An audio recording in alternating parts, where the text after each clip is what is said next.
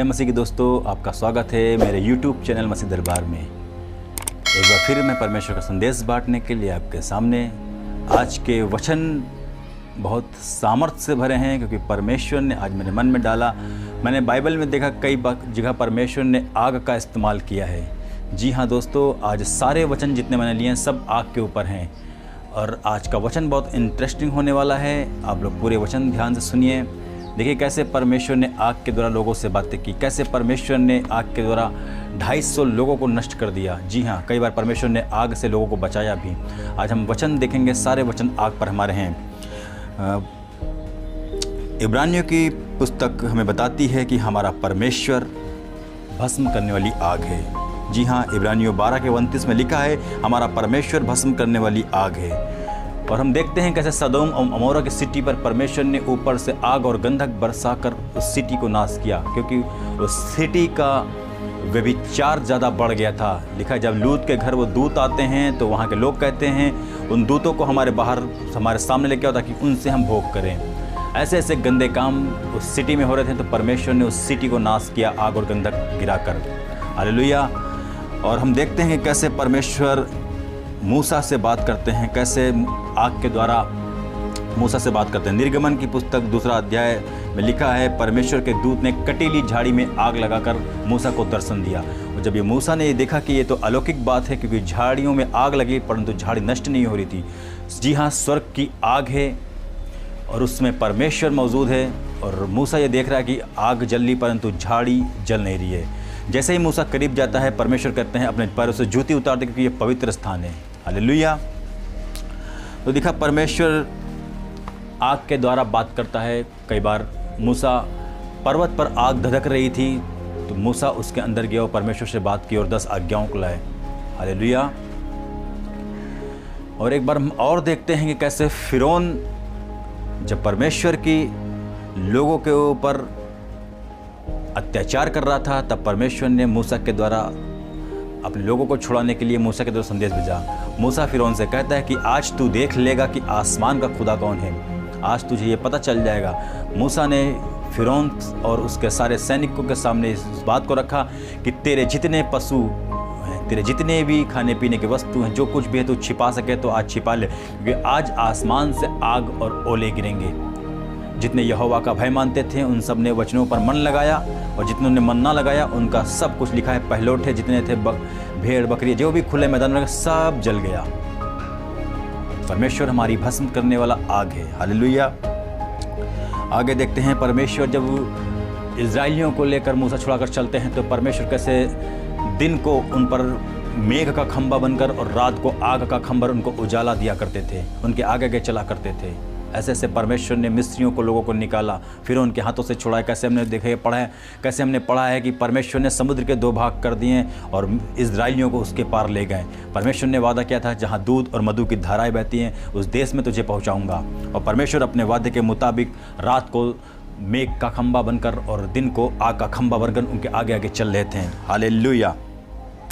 आगे हम देखते हैं कैसे परमेश्वर ने वचन कहता है, तेरी वेदी पर आग लगातार जलती रहे, वो बुझने ना पाए। हमारी प्रार्थना, हमारी आराधना लगातार हमारी वेदी पर चलती रहे। यदि आप अपने घर पर परमेश्वर की आराधना और प्रार्थना करते हैं तो वो एक वेदी में जाती है, वो स्थान परमेश्वर का स्थान हो जाता है। प्रभु कहते हैं कि तेरी वेदी पर आग निरंतर जलती रहे, तेरी प्रार्थना निरंतर होती रहे। हालेलुया। आइए हम आगे और भी देखें आग के बारे में परमेश्वर ने क्या बताया। गिनती की पुस्तक में हम लोग जब देखते हैं कि वहाँ कोरह, दतान, अबीराम ये 3 मिलकर मूसा से बलवा करते हैं, क्योंकि इजरायली गिनती में बहुत थे और वो परमेश्वर के सामने दान और बहुत सी चीज़ें चढ़ाया करते थे। तो इन लोगों को लगा कि ये सब चीज़ों पर अधिकार मूसा रखता है। तो एक बार ये लोग सब 250 लोगों के साथ मिलकर आपस में सम्मति करते हैं कि क्यों ना हम लोग भी अगुवे और याजक बन जाएं और इन चढ़ावों पर अपना भाग और अपना अधिकार जमाएं।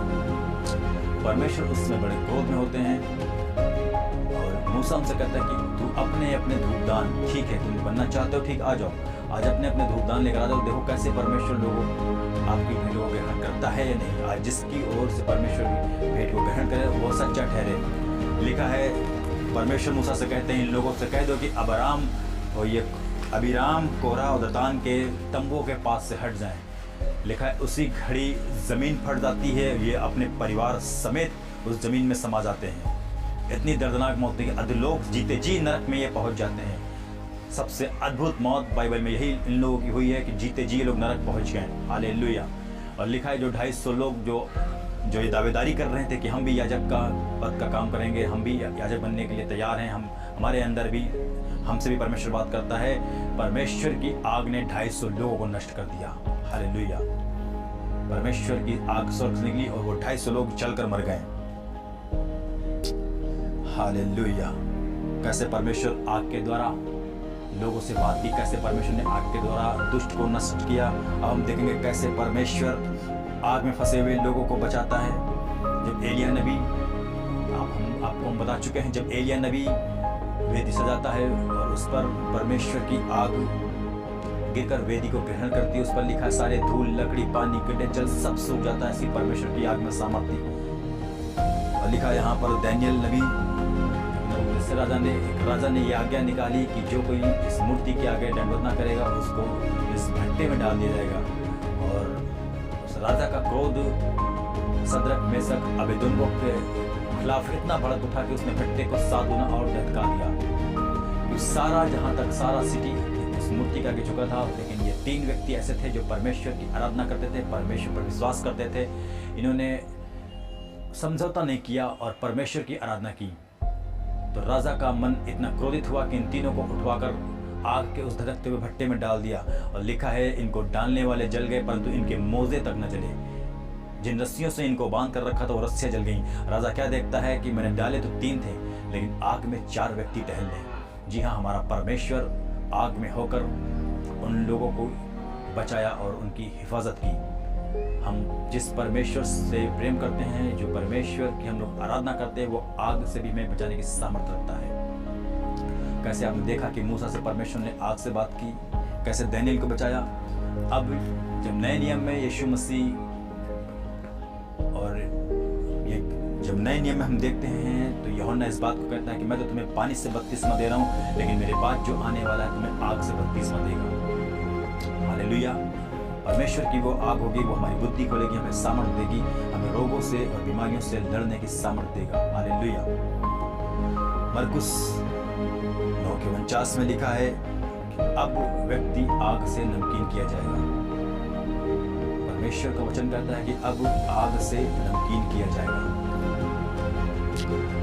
और यहूदा की पत्री में परमेश्वर कहता है यहाँ पर कि बहुतों को आग से झपट कर निकालो। नरक की आग है, उस आग से परमेश्वर कहता है कि बहुतों को झपट कर निकालो। तुम्हें वो परमेश्वर सामर्थ्य देगा, प्रार्थना करने का मन देगा। अब जितना समय परमेश्वर के साथ बिताएंगे उतना आग से भरते जाएंगे, उसकी सामर्थ्य से भरते जाएंगे, क्योंकि हमारा परमेश्वर आग है। हालेलुया। परमेश्वर इसलिए आपको आग बनाना चाहता है क्योंकि प्रभु का वचन में लिखा है कि सारे झूठे व्यभिचारी, टोन्हे और झूठ बोलने वाले, अनर्थ कल्पनाओं पर मन लगाने वाले, उनका भाग आग की झील है। उस आग की झील से हमें परमेश्वर बचाना चाहता है, इसलिए हमें एक धधकती हुई आग बनाना चाहता है। एक आग को नहीं जला सकती। यदि कहीं एक लकड़ी में आग लगी हो, उस पर दूसरी लकड़ी जलाओ, जिस लकड़ी में आग ना हो वो उसको जलाकर खत्म कर देगी। लेकिन जब दोनों लकड़ियों में आग जल रही होंगी तो उस आग का उस पर कोई फर्क नहीं पड़ेगा, उसकी तपिश का कोई फर्क नहीं पड़ेगा, उसकी गर्मी पर उसका कोई फर्क नहीं पड़ेगा। परमेश्वर हमें आग बनाना चाहता है। यहूदा की पत्री में लिखा है कि बहुतों को आग से निकालो। और कुछ कहता है अब आगे से तुम्हें आग से बपतिस्मा दिया जाएगा। जी हाँ दोस्तों, आप परमेश्वर, तो प्रभु का धन्यवाद करते हैं आज के वचन के लिए। समय जय मसीह की। आमीन।